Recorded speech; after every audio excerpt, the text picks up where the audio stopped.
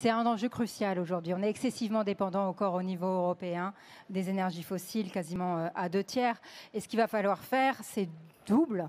C'est réduire à la fois notre consommation d'énergie en règle générale et augmenter à tout prix notre capacité de production électrique décarbonée.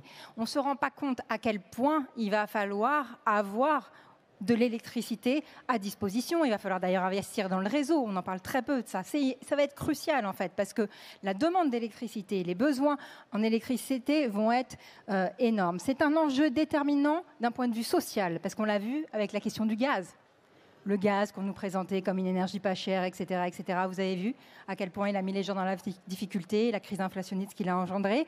C'est essentiel d'un point de vue environnemental, évidemment, d'un point de vue économique aussi pour avoir de la stabilité, d'un point de vue aussi géopolitique. C'est-à-dire qu'il faut qu'on soit en capacité d'être autonome d'un point de vue des énergies sur ce continent.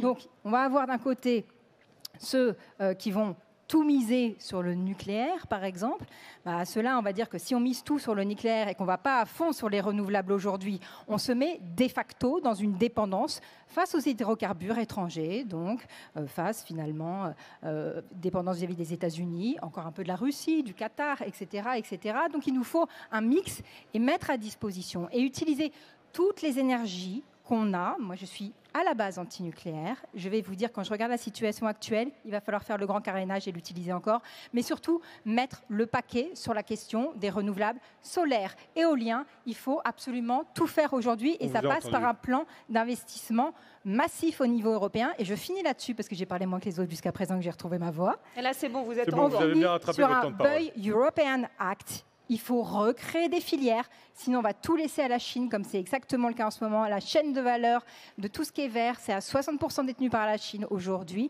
pour pouvoir relocaliser notre production, jouer sur la commande publique, structurer des filières de long terme. Et nous, en tout cas, ici, on fait partie de ceux qui n'ont jamais défendu Nord Stream, contrairement à beaucoup d'autres autour de cette scène. On vous a entendu, Aurore Lalucq.